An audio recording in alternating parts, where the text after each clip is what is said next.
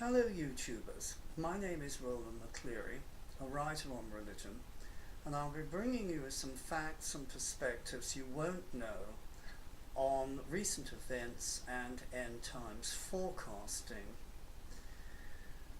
Recently, once again, helped by some media exaggeration, we've been hearing forecasts of everything from the appearance of a hypothetical planet X to rapture of the church to the end of the world itself on September the 23rd, and now again October the 15th.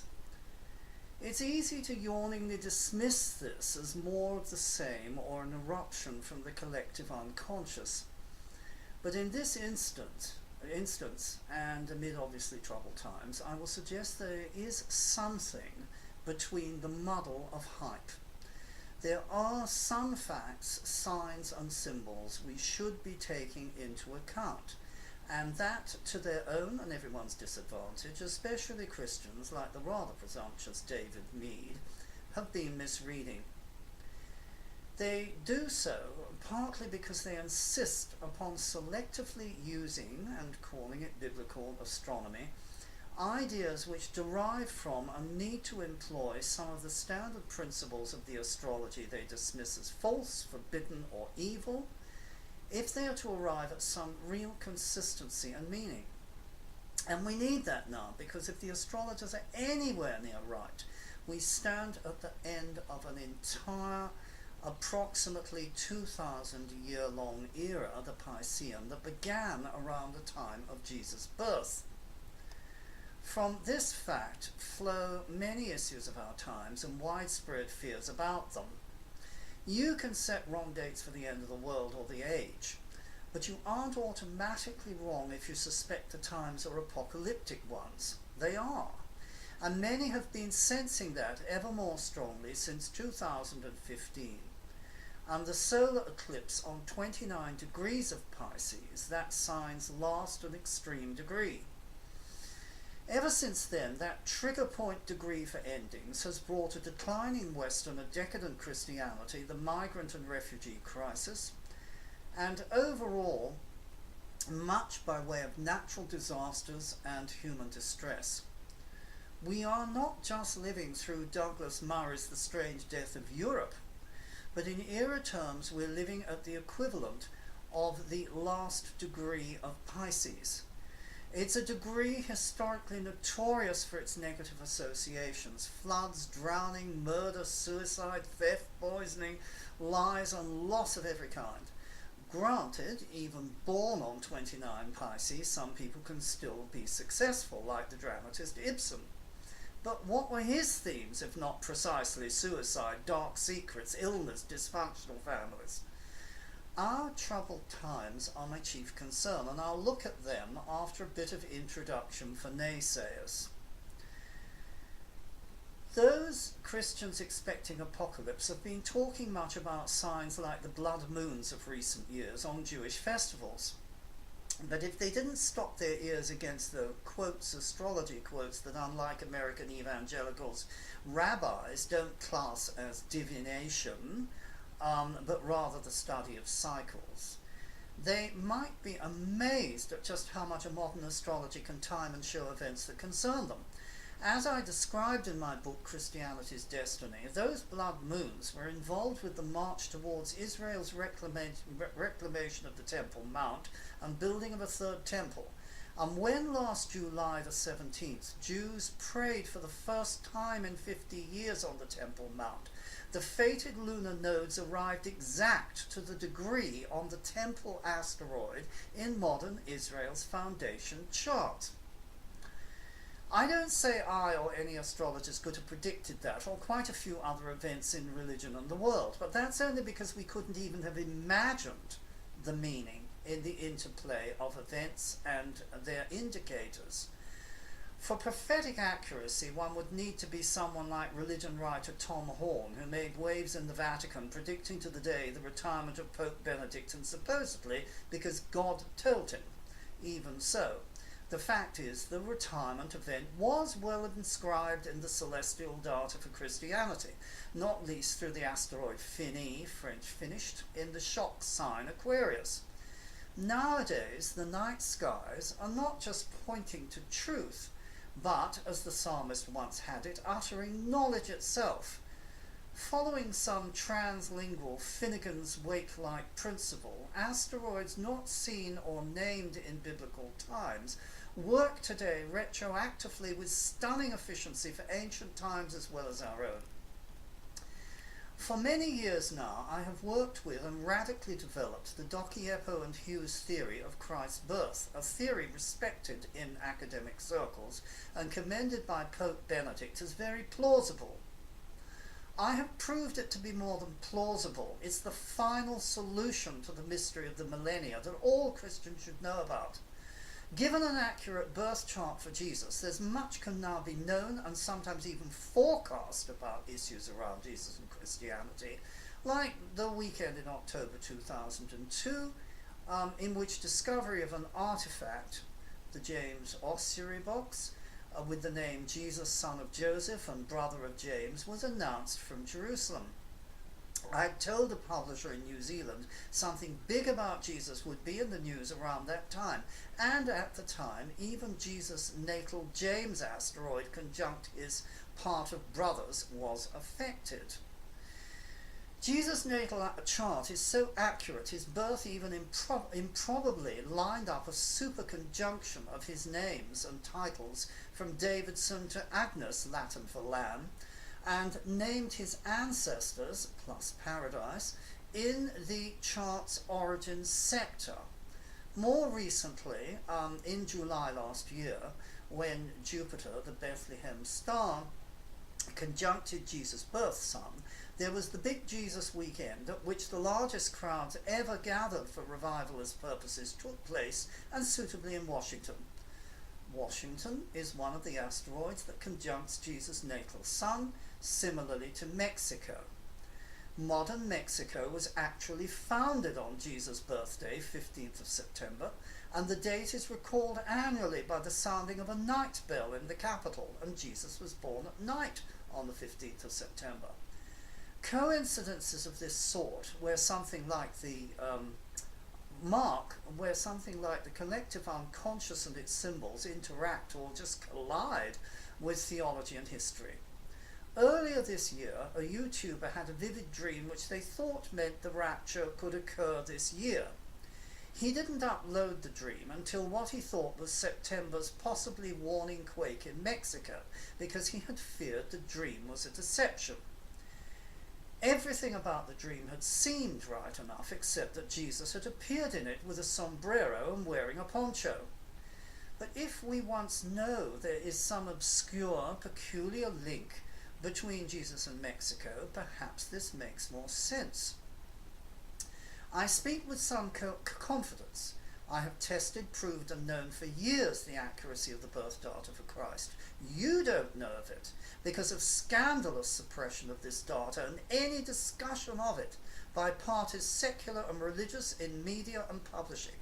Last year I offered a seasonal author's op-ed. I am a Doctor of Religious Studies and qualified in astrology and published in religion to 6 leading Australian newspapers. No response from any, nor more recently from Ireland's radio programme Sunday Miscellany, which takes authors' original ideas and to which I offered something on discovering and certifying the data. Well-known Christian figures I could name who go on about Jesus' birth and or the end times won't reply. Pastor Begley's site, for example, promises response within a few days. I've never had a response in months despite a reminder. Quite simply, my information represents inconvenient truth and perhaps generates fear in those who want the rational or biblical respectability of denying astrology the slightest place in consideration. The unjust suppression, effectively censorship of major work, and years ago an editor at Random House did call my work groundbreaking, fascinating and publishable, is a major scandal, but it's a subject in itself I won't enlarge on here. Indeed, there's so much to cover about just the fate of Christianity in our times that I won't dwell either on justifications for astrology to those who would still ignorantly dismiss it as planet worship, fortune-telling, fatalism and paganism, but I will concede astrology is principally a pagan wisdom. Deuteronomy 4:19 appears to recognize as much when Moses declares God has given the stars to all the peoples of the world rather than the Jews, perhaps meaning astrology is for Gentiles and prophecy for the Jews. Whatever, the Magi were Gentiles from Persia. Evangelicals love to cite Isaiah 47 against the stargazers who declare forecasts from new moons, but this doesn't count today. Mathematical astrology as we know it, with national and personal horoscopes, is not stargazing and didn't even exist in the time of the prophets. And there was a lot of omen reading from staring at the heavens. Lunations, i.e. new moons, and those superlunations, solar eclipses, are nonetheless powerful indicators, as we'll see. They are, however, usually best read against something, a birth chart of a person or a nation, such as in Isaiah's time did not exist.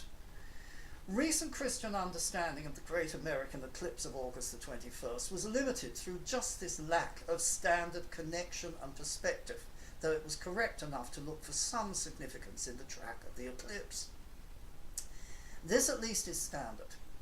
Greater influence is believed to attach to where the path runs, and America had not had an eclipse with a part of totality over America exclusively since its 1776 foundation. So it was reasonable to assume some message was conveyed. But fascinatingly too, the eclipse began in America at what was sunset over Jerusalem, and the track crossed 7 Salems, Salem being a name for Jerusalem. Beyond any reference to domestic issues, plainly Israel or Israeli-American relations seem to be highlighted as an issue for the year from the eclipse.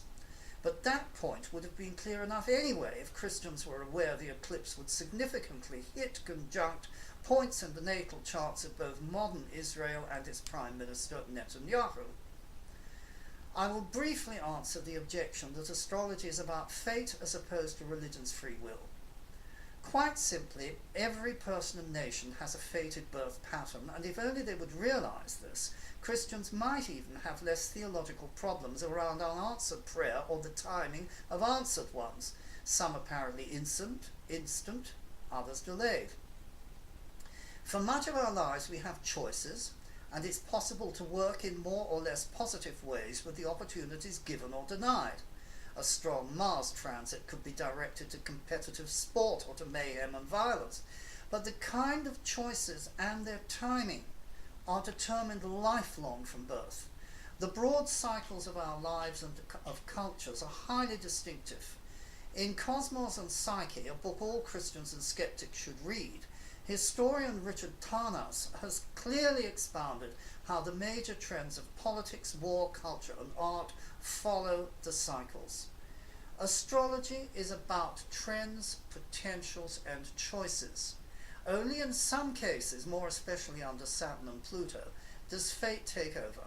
If, say, restrictive Saturn conjuncts your ascendant angle reflecting your body, it does so 2 or 3 times in a life, and you are already old or seriously sick, you can't expect deliverance by any amount of prayer. It's a sign of your end. Jesus had a fate, and he died under an opposition of Saturn to Pluto across his bodily axis. Psalm 139:16 declares that even every day of our lives is written by God in advance. Learn about transits and diurnals in astrology, and you might be convinced this is the case. Now I can begin, and with the truth, untruth and controversy of the sign of September the 23rd, which reached the popular press with its extreme claims. It was said to correspond to the vision of Revelation 12 and to introduce apocalypse.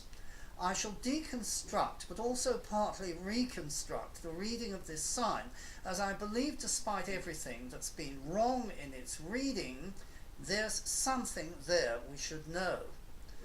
In Revelation 12, a woman clothed with the sun and with the moon at her feet and 12 stars at her head gives birth to a man-child who is snatched to heaven away from a dragon that seeks to devour her offspring.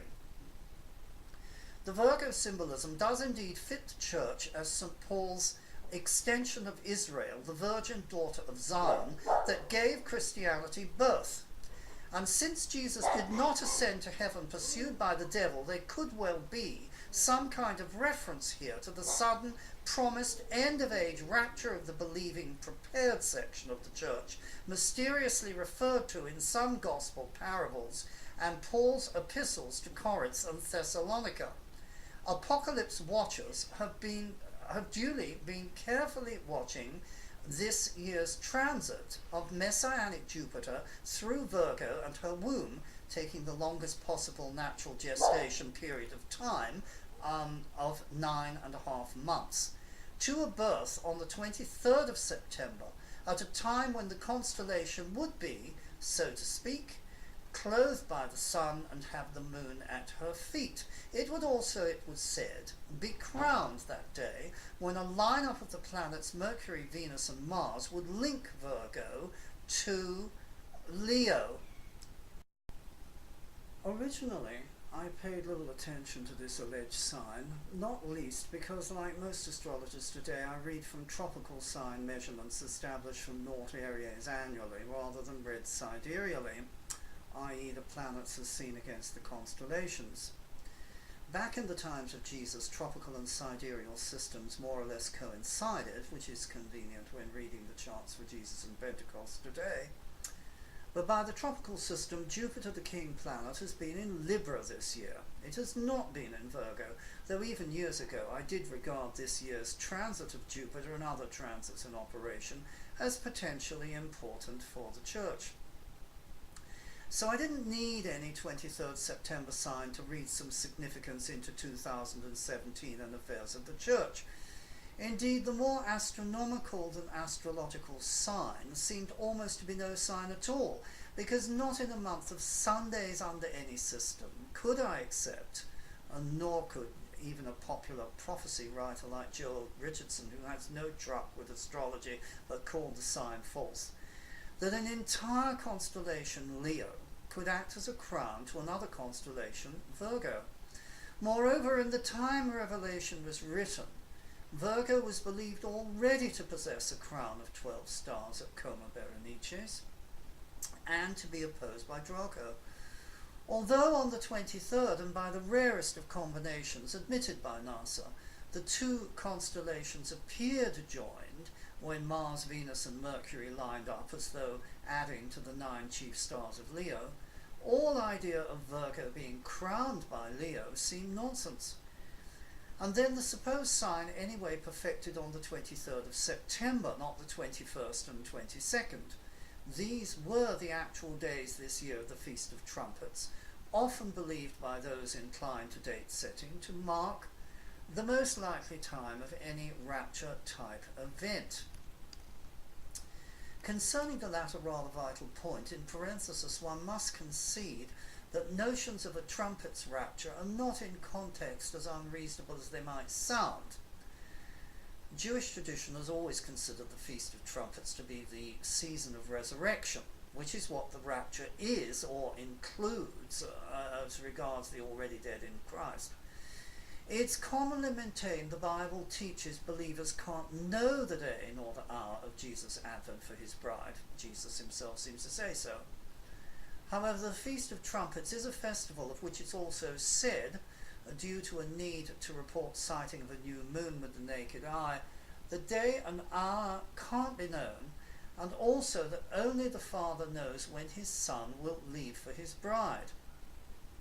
These are idiomatic references to ancient Jewish marriage customs operative around Israel's civil New Year season, expressions which Jesus freely used, possibly hiding in plain sight what he believed about the season of his advent. And then St. Paul speaks of the rapture occurring at the last trump, very likely meaning the 100th last at the feast, while in Revelation the historical but also symbolic church of Sardis is told to be awake so that it will know the hour and not be surprised by it. Given the diverging perspectives, it may be that date setting is not quite so forbidden and improper as assumed, if once you were clearly within the season of the end. And as said, quite objectively, we are at the end of the Church and Christianity relevant age of Pisces, or rather the Pisces-Virgo era axis, Virgo being the wheat and harvest sign. Their dual symbolism is everywhere in the New Testament. The disciples are fishermen on the Sea of Galilee. There's the parable of the loaves and fishes. Jesus is born in Bethlehem, house of bread. There's the parable of the 10 virgins, and there's the whole message of grace associated with fortunate Jupiter, which with compassionate Neptune rules the sign of Pisces. With the end of Pisces in view, grace may be said to end, and also perhaps persons might even be expected to disappear, rapture style, to the extent that Neptune rules any disappearances. If they disappeared, it would be the promised end times harvest of souls, harvest again being a Virgoan theme. Christians constantly miss the connection to their faith and teachings of this vital era phenomenon and its symbolism, instead trying to establish apocalyptic links between the Revelation 12 sign of the woman and the birth of Jesus, wrongly assumed to be in 3 or 2 BC under Jupiter-Venus aspects. And there's nowadays a whole industry of books and videos dedicated to this era. Failing to absorb that Jupiter anyway passes through Virgo every 11 or so years, and is not perfectly within the womb of Virgo all the time either, they have been stressing how Jupiter's recent transit through Virgo is preceded by a contact with the Fame and King star Regulus, which they also associate with Jesus' birth and career. None of this will do and can be terribly misleading. Jesus was not born under any Jupiter-Venus-Regulus connection in 2 or 3 BC, but instead at the time of a Jupiter-Saturn conjunction in 7 BC in a sector of the heavens associated with Israel and possibly highlighted at the time by a comet. Many dismiss a 7 BC birth for no other reason than that it would make Jesus, who died in AD 30, too old at the time of his ministry when he was said to be about 30. But that ignores how in Jesus' time, since ages were counted in multiples of 5, about 30 could mean anything from 30 to 35. Whatever. Whether one is looking at Israel's Hasmonean dynasty, which used astrology extensively, or the followers of messianic pretender Bar Kochba, the point of interest was Jupiter-Saturn connections, and in Jesus' case, there would absolutely need to be such as a Messiah whose path was difficult as only Saturn, additionally opposite his sun, could indicate for opposition, difficulty and delay. The Jupiter-Venus signs getting associated with Jesus' birth are about the good life and good fortune, lifestyles of the rich and famous, or sometimes lucky devil criminals. An example of the Jupiter-Venus person would be the Game of Thrones star Kit Harington, who has almost wandered into fame and fortune and early in his career. Jesus, biblically called a high priest after the order of Melchizedek, was suitably born with asteroid Cohen, Jewish priest, in royal Leo conjunct his Regulus, a fixed star, which is otherwise a worldly power and fame factor, and almost more to be associated with Antichrist and Apocalypse than Christ. Because they can't and won't read astrology, those Christians who place great emphasis upon the recent American eclipse don't know how part of that eclipse's possible significance for our times is how it has so powerfully hit upon the alleged Antichrist Regulus and more. The Antichrist, who's not Obama, is nevertheless in the wings, and I will speak of this and the reason to assume this later. Anyway, because they are unfamiliar with astrology's system of signs and forecasting, the date setters and biblical astronomers at first insisted an event, most likely the rapture itself, must occur on September the 23rd, the day of the lineup. By contrast, astrologers looking at the same could have allowed for no immediate event of any sort occurring, but rather a signal towards one. And finally, with nothing occurring on the 23rd, our biblical astronomers decided such must be the case, since moreover there could be, especially on a Jubilee year such as 2017 is widely assumed to be, the blowing of trumpets, and thus a last trump on the Day of Atonement, a week after trumpets, perhaps the sign of the 23rd was looking forward to that. But no, it wasn't. For Atonement came and went. So any date of trumpets had proved a total disappointment in a year when the festival gave much promise of delivering. For a start, the feast, at least on the 21st, had fallen 30 days from the eclipse of August the 21st, which to some made it look like the period of preparation and repentance towards the great endings event.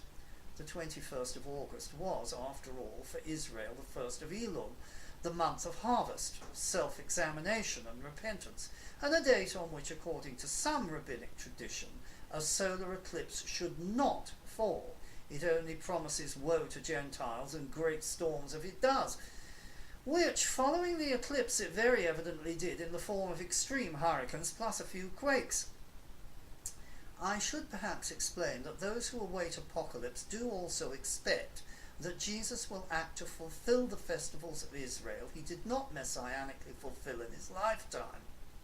The 4 spring feasts of Passover, unleavened bread, first fruits and Pentecost were all plainly involved with the course of his life. But the autumn feasts of trumpets, atonement and tabernacles await their day. There is also one plausible non-astrological reason, of which presently, why 2017 is seen as particularly likely to trigger remaining fulfillments. And even without that reason, call it the collective unconscious or whatever, undeniably this year has registered some exponential increase in extreme apocalyptic expectations. One peculiar, near-gone viral case is of a young postie who, faced by so many contending voices, asked God for a sign that 2017 was the year of rapture. He hesitatingly asked for a thunderbolt, but within an hour supposedly received one in front of his van, and so violent it knocked the lights of the street off. A crazy liar? Victim of remarkable coincidence? Or some kind of prophet? Unlike some, his case at least is a bit challenging to assess. So far I have deconstructed and even denied the 23rd of September sign, but could it mean something else still in its way relevant? I think this can be allowed for at least 3 reasons. First, there is a unique joining of 2 constellations about which biblical astronomers may have a point. Not all zodiacs begin at Aries and end at Pisces. And an alternative zodiac, like the Dendera one in Egypt, begins at Virgo and ends at Leo. Though it's likely to be myth, Josephus tells of a tradition that had the meaning of the stars taught to Seth and Enoch, and their pattern illustrates a kind of salvation story, beginning with Virgo or Eve and ending at Leo. The Lion of Judah is a title of Christ in Revelation. Though as described in my The Astrology of Beliefs, there is a wonderful pattern of psychological and spiritual development between Aries and Pisces, and this is the pattern of the Jewish religious year, there may be something to the alternative pattern. Actually, I find the Virgo to Leo signs a bit like the St. Malachy prophecy of the popes. We're currently at St. Malachy's last pope, where some attributions seem to fit the popes well and others not so much. But giving the alternative zodiac the benefit of the doubt, it could be an apocalyptic sign if and when, after 7,000 years, the beginning and end of this zodiac meet up. Something looks to be completed, and arguably the message of completion is even underlined by, my second point, the fact that the 23rd of September happened to fall on a Sabbath. The Feast of Trumpets must always be followed by a day observed like a Sabbath, itself symbol of heaven, salvation, completion and rest.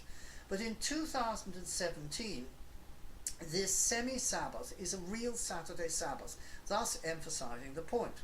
I can also know, my third point, that to the extent the woman is Israel and her fate, the notion of completion and or new phase is currently strongly suggested for the chart of modern Israel. almost anything from an original peace treaty to an agreement about the building of the temple would surely precipitate a change of mind across the coming year. Astrology can tell you much you didn't know or suspect, but though it can, as I will do, check out the likelihood of certain bold and visionary claims against the celestial patterns, it can't outright tell you something like the following, which has been bolstering claims of the Revelation 12 sign variety.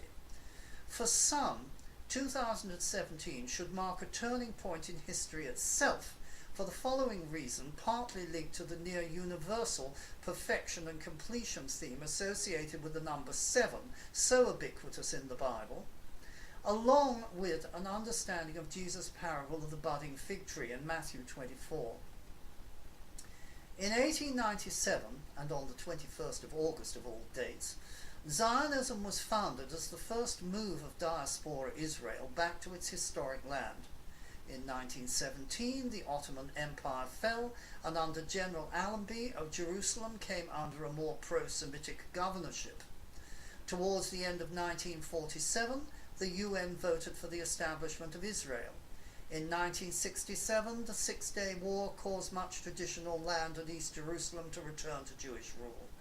1987 and 1997 were important dates both for the modern peace process and Arab Intifada. Some of these dates are generational in relation to 2017, obviously 1947 is, and any jubilee of 50, 1917 and 1967, can be seen as a generation. The budding fig tree parable is believed to refer to Israel's return to nationhood. It had a colonial status in Jesus' time, and according to Jesus, it seems that the generation which sees a nation coming into being witnesses apocalypse itself. But that would mean, wouldn't it, the advent of the Antichrist? And here, suggestively, if not conclusively, I can supply reasons of a sort to fuel expectation around the significance of 2017. Of course, I can't prove to you that a certain vision of 1962 was true and that its human subject actually exists, but I can give you good reason to suppose it was true and the person does exist. In 1962, the Catholic seeress Jean Dixon, vilified in conservative Christian circles, including for practicing the astrology taught her by a Jesuit priest, alleged the most important vision of her life and the purpose of such gifts as she possessed was to receive her vision of the child from the East's birth. Here's why she could have seen the right person. 666 is the number and wisdom of a man only. It never reaches the perfect 7. Exceptionally, and across parts of Asia, businesses were closed at the time in expectation of disasters. All the so-called inner planets, from Moon to Saturn, were lined up in Aquarius, the human sign. However, none of the outer generational and spiritual planets, Uranus, Neptune, often considered the Christ planet, and Pluto, were in the sign. Instead, suitably for one who would bring the great deception, Neptune, the Christ planet, and itself conjunct the asteroid Lie, afflicted the child's natal sun, his identity, by square. Neptune squares, i.e. 90-degree aspects, are associated with lies, or at least a degree of confusion, at the same time as the chart's natal Christ asteroid conjuncted the degree of the Bethlehem star, as though to mask and appropriate it. The natal ruler of Aquarius, Uranus, was in powerful conjunction with both a Christu and Regulus. For this and more, the pattern is truly an ideal one for any Antichrist-type role.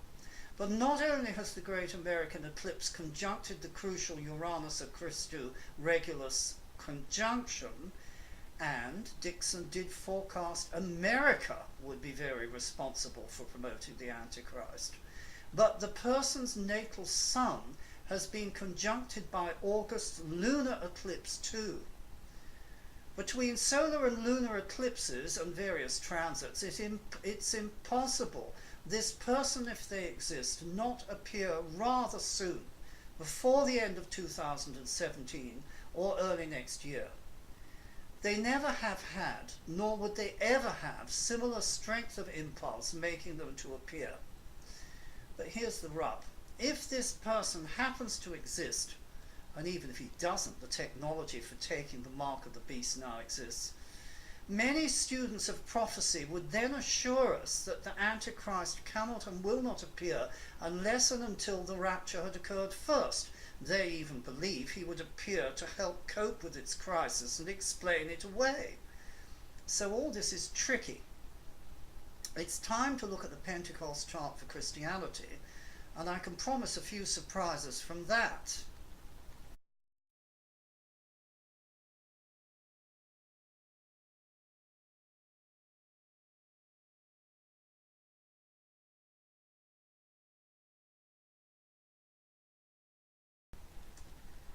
The chart for Pentecost is one of a kind, distinctive and powerful. Its sun, in linguistic communicating Gemini, for speaking in tongues, is placed at the midpoint of Jupiter and Uranus, a midpoint called the Praise the Lord midpoint by astrologers for the extreme good fortune and excitement it can engender. Aware that Jesus died in AD 30, the date and almost the time of Pentecost are virtually given to the minute. The Apostle Peter indicates the time the Spirit descended as being around 9 a.m., but plainly in that day of no watches, impact time was around 9:15. Rising over the horizon, on the middle left of the chart at AC, was a fiery Leo with surprising Uranus, symbol of the spirit in any religious contexts, while at the top of the chart at its destiny midheaven, MC, was Venus, symbol of doves in fiery Aries. Also rising on the horizon were all of the asteroids Truth, Joy, Charis, which means grace, Massi, which means Messiah, Issa, which means Jesus, Semper, Latin for always, Coelum, heaven, Aeternitas, eternity, and, oh yes, Babel, to represent what to some sounded like only a confusion of tongues. And opposing this cluster was what regularly works as the Antichrist asteroid, Achristu. Asteroid Church was conjunct in today's moon in Leo, sign both of royalty and children, and thus in harmony with St. Peter's words, though not at Pentecost, about the believing community being children of the highest and a royal priesthood. The moon is what's called void, meaning past aspect to a planet, which commonly means either nothing will happen, but obviously it did, or else great surprise occurs, which does fit the pattern. The whole ancient world would be overthrown as a new era opened up. But what about an era ending and a possible end to the same church?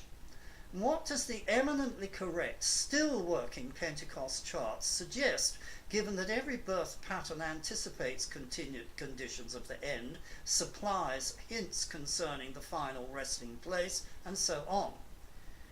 Actual death in a chart is associated with the 8th house, which for Pentecost is shown by a cusp in Pisces, which is ruled by Neptune. Since Neptune rules any sleep, this fits with early Christian belief that death was a falling asleep in the Lord and awaiting a last trumpet's awakening to resurrection. Neptune in this pattern is suitably conjunct Mars, and Mars is traditional significator for any trumpets. Anastasia means resurrection and conjuncts the Mars-Neptune conjunction, which is in the Earth of Capricorn, a cardinal, that's fast-moving sign, which thus points to a quick, sudden event concerning death. Except that the affliction square aspect of Mars, Neptune and Anastasia to Venus in the reputation sector bespeaks some of the confusion that the doctrine of last things regularly occasions, sign and meaning here are surely pretty obvious. The sleep of death leads to sudden resurrection from out of the earth. But this is still not where I would place the emphasis, which is upon the fourth house of endings for Christianity and the conditions of its ending more generally. It's here that we come closer to St. Paul's mysterious claim. He does say he will show a mystery. Then we who are alive and who remain shall be caught up with them, the resurrected dead, in the clouds to meet the Lord in the air, 1 Thessalonians 4:17. As opposed to regular death, the last generation finale of the church belongs rather with fourth house issues, especially as regards any location. And Pentecost seems eloquent for that. Libra, itself the marriage sign, is on its fourth cusp at the base of the chart. And since astrological signs are multivalent and have their octaves of meaning, in the average chart, Libra could mean such things as burial, perhaps beside your spouse, in a particularly beautiful, exclusive, elevated or airy setting, as Libra is an air and arts sign. As the ending sector is moreover the property sector, with Libra here, Christianity can be patron of the arts and create the great cathedrals which will even bury kings and leaders. Still, given what we know of early Christian expectations, Libra could fit with suddenly ending in the skies, which is also the marriage of the Lamb. It's only when we look at Libra's ruler and at what conjuncts the almost 24 Libra endings cusp that things become still more suggestively descriptive. The cusp ruler is Venus in the destiny sector, and in again a cardinal, i.e. fast-moving sign, Aries, itself the sign of the Ram Lamb. So the indications for speed, the apostles' change in the twinkling of an eye, is doubly emphasized, while Venus at almost 27 Aries conjuncts Salavat, salvation. So we're not looking at any ending in futility, failure or destruction, but something sudden and rather more desired and desirable, like union, indeed, marriage of the Lamb and celebration itself. So, confirming or enlarging on this might be conjuncting and confirming or enlarging on this, what might be conjuncting and favourably aspecting the ending's cusp? At 26 Libra, it's the part of fortune and the part of the hour of marriage, yet also the part of divorce and apatheia, apathy, an oddity which is a truly remarkable clue to something, especially as otherwise favourable aspects are coming from all of asteroids church conjunct wake, the part of sudden advancement conjunct fini, finished, and schwanden, German disappear, conjunct chaos. If this isn't about Matthew's apocalyptic parables, and yes, Matteo, meaning Matthew, is itself conjunct the cusp, what is? And I suggest that the hour of marriage being conjunct Christianity's part of divorce and apathy means this. It's the event at the end of the Piscean era of grace and the beginning of the ultimate reality check. Recall what Matthew's Gospel parable of the 10 bridesmaids says. I'll just break off there because I've got a storm coming, as you might be able to hear. I hope and think that the freakish storm has passed over and I can start again. So, recall what Matthew's Gospel parable of the 10 bridesmaids says. The bridegroom came, and those who were ready went with him into the wedding banquet, and the door was shut. Later the other bridesmaids came also, saying, Lord, Lord, open to us. But he replied, Truly I tell you, I do not know you. Keep awake, therefore, for you know neither the day nor the hour. The bridegroom of the parable doesn't explain why he arrived late. And it's with this and the mystery of not knowing the day nor the hour of Advent, but not needing to fall into apathetic indifference either, that I will conclude, because it may be astrology alone can supply us some clue as to why the groom is late, and some resolution of an apparently hopeless contradiction, the suggestion no one can know the day nor the hour, though as said Jesus may have hidden in plain sight, it's something to do with the Feast of Trumpets, and the call to be awake so that you will know the hour. I say the following with discretion. It's not a forecast of rapture as such, even though it's always possible it could finish up being seen as such. What it is a demonstration of the kind of human and astrological factors which could resolve the biblical contradiction. The factors involved may have occurred before, and they could occur again at some future date. But what has happened and is happening in 2017 can be taken as a model. The model one always needs to look out for, because it could always catch anybody out. From a certain point of view, the rapture is always about to happen, and even does happen at certain tense seasons under significant aspects to the Pentecost pattern. Back in 2015, when the red moons were still being discussed, the rapture did happen in the northern autumn when it was the subject of a Hollywood film.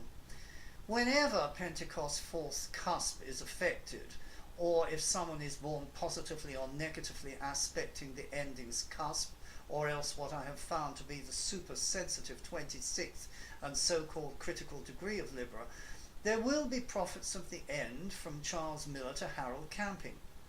But for some reasons already given, 2017 seems special, including for the sheer amount of dreams and forecasts, some admittedly far more credible than others, of imminent crisis and endings.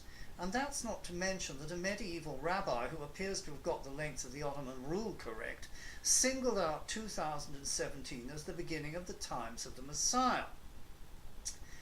I have said that lunations, like eclipses, are noteworthy. They have a way of gathering up what is going on in the heavens, and if they strike a personal or national chart closely, events occur and themes emerge. Moreover, in some instances, they can reflect what is being thought as much as what will happen.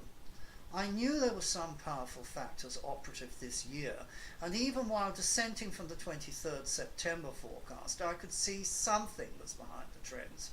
If there was anything apocalyptic about this year as a year of convergence, or for an advent of the Antichrist, the Feast of Trumpets should supply some clues concerning that. But under even the most positive and suggestive readings, there was always one problem with the celestial signs for this year's Feast of Trumpets. The lunation introducing trumpets was less suggestive than the one falling a month later. Undeniably, the September lunation set up an easy, favourable trine aspect to the potent Mars-Neptune Anastasia aspect I've mentioned, so something was bound to happen, and it did, but the lunation and events partook of the confusion I associated with that descriptive, death and endings related Neptune-Mars Anastasia conjunction. By contrast, the October lunation on the 19th would conjunct the emphasized 26th Libra degree that is challengingly opposite the Venus that rules Pentecost endings, and which itself this October is being conjuncted by surprising Uranus. I know the Pentecost chart faithfully works, but even at the level of thought only as against action, something essential seemed back to front wrong in the timing for this apocalyptic-minded year.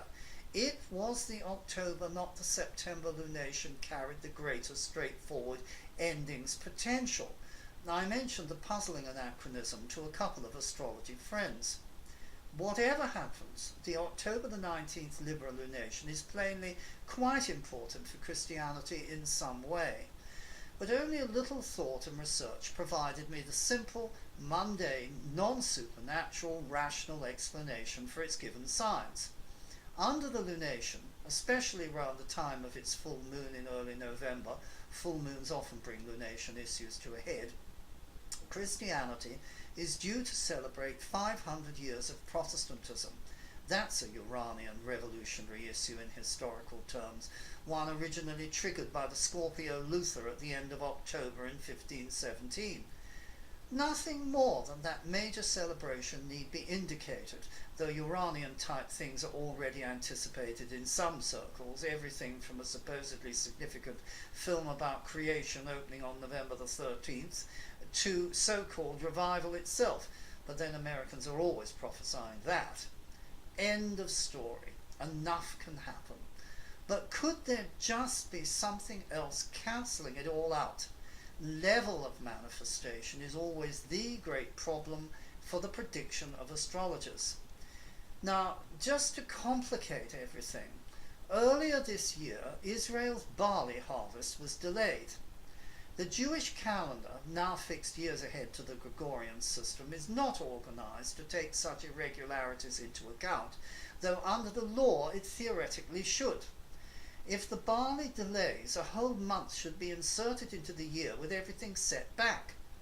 This would mean that trumpet should fall in October and not to September this year, a year which, as we already know, offers confused enough signals, like arguments over whether it's truly a Jubilee year, one in which the trumpets of the Trumpets Festival should fall later and on the Day of Atonement instead. Here is a quotation from the Epistle of James which could give pause to reflect. Be patient, therefore, beloved, until the coming of the Lord. The farmer waits for the precious crop from the earth, being patient with it, until it receives the early and the later rains. You also must be patient. Now, the later rains aren't subject to calendar variations. They regularly occur in October, Libra's month, or perhaps as late as November. But they do not occur in September. Would this help to explain something? And might late October always be favoured and hinted at? Biblical teaching is to the effect that believers should expect a secret second advent, whose general season is supposed to be known, but whose day and hour can't be known. Or perhaps it can't. If believers stay awake and patient, maybe they can know the hour. Whenever the bridegroom arrives, it's evident he arrives late, in relation to just what is not clear, and it's never explained. It seriously looks, however, like all this could be a matter of festivals and calendars. It's not unreasonable to suppose that Jesus would fulfill the autumn feast, that his first advent didn't. That assumption will always render the Feast of Trumpets, or perhaps the Day of Atonement, sensitive time frames. But then one can't be certain if another calendar is involved for them, and we can't be sure if the Messiah would be identified with the alternative rather than the standard modern calendar. If Jesus really did return this year, or any year of similar pattern and mixed signals, it would be a year in which he could well seem to be truly late in relation to the standard dating of trumpets and atonement, whose season this year has managed to engender so many endings rumours. But if Jesus actually did come around late October or early November, he would undeniably arrive with the later rains mentioned by his brother James, and so too in better relation to the pattern for endings given by Pentecost.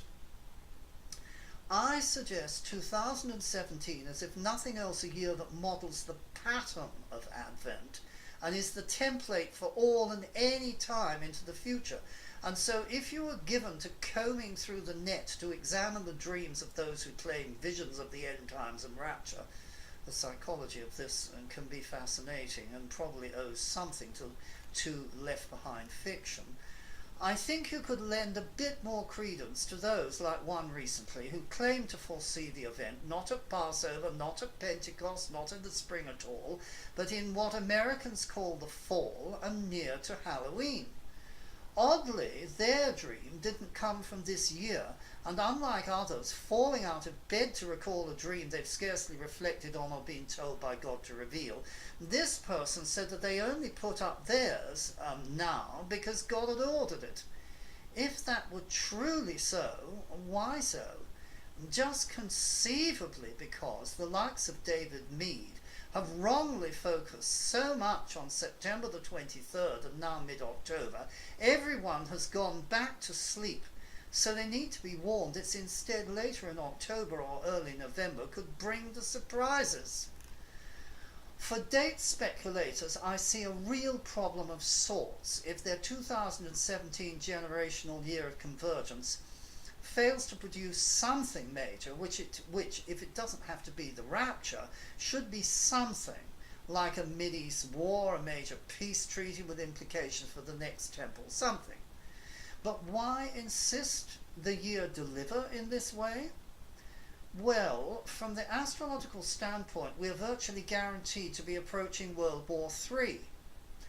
And in 2018 and 19, the ghastly Saturn-Pluto cycle, which has a way of being present to major wars and extreme disasters, like the First World War, the Second, Europe's 30 Years' War, and so on, is in evidence.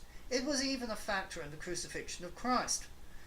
Although that cycle is far from fully engaged at the end of 2017, the mere fact that near Christmas Saturn enters its natural sign of Capricorn, the sign of Kim Jong-un incidentally, and at that time it's strong on what's called the world point, could be a signal of increasing troubles.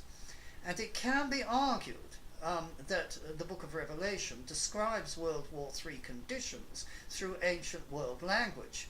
If that annihilatory war broke out within the next year or two, date setters would have to abandon all their pre-tribulation rapture theories for some pre-Roth or mid-tribulation ones.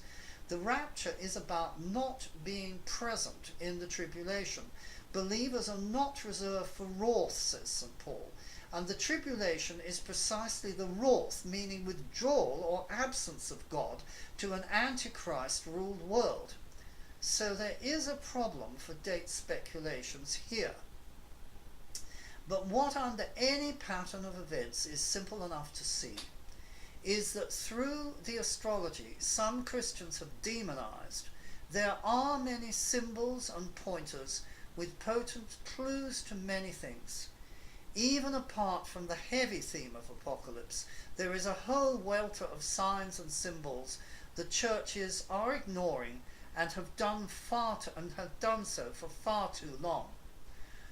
I will conclude this talk with the opening of my sadly and shamefully only indie published book, A Testament of the Magi, whose evidence I challenge anyone to deny, something I don't believe they will ever now be able convincingly to do. The evidence is just too extensive, too detailed, too proven. The introduction of this book, obtainable on Amazon, is suitably called The Scandal of Ignored Evidence. Modern Israel regularly turns up precious archaeological finds, but even the most sensational or just obvious implications may get overlooked. When in August 2005 archaeologists announced they had unearthed the earliest Christian church in Israel at Megiddo, Armageddon, it was revealed they had discovered a floor mosaic with two fishes. The stated significance was said to be that the fish was an early Christian symbol of Jesus. Undeniably, the ichthus fish sign was a secret code among Christians, but this mosaic showed two fish swimming in opposite directions. It was the zodiacal sign of Pisces. Except that most academics simply aren't familiar with and don't even wish to be familiar with astrology, the significance should have been plain enough. Unlike modern Christians who regard astrology as either a superstition to ignore or a forbidden and dangerous divination to avoid, early Christians believed in the same astrology they associated with the Redeemer's birth.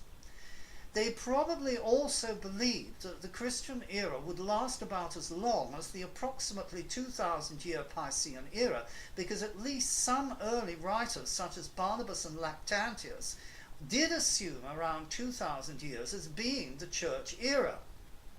It was therefore ironic, if not a special synchronicity or sign in itself, that this reminder of early Christian beliefs should be unearthed after 2 millennia in, of all places, the region of Armageddon, supposed site of the last battle of the era. It was arguably a sign of another kind that standard publishing and agencies have never really been interested even to look at the kind of related claims I have made regarding era symbolism and the astrology of Christ's birth. Though my own researches would radically enlarge upon ideas of others already published and to some acclaim, my subject was, quotes, not of public interest, quotes, as the receptionist at a Sydney literary agency informed me at my very first attempt at publication, refusing even to let her boss see a blurb.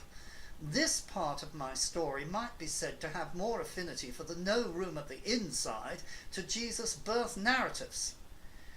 At this point, I leave the book excerpt and the whole subject, fraught with mystery and censorship as it is. If you think it all matters, I encourage you to look into it, support it, and share it.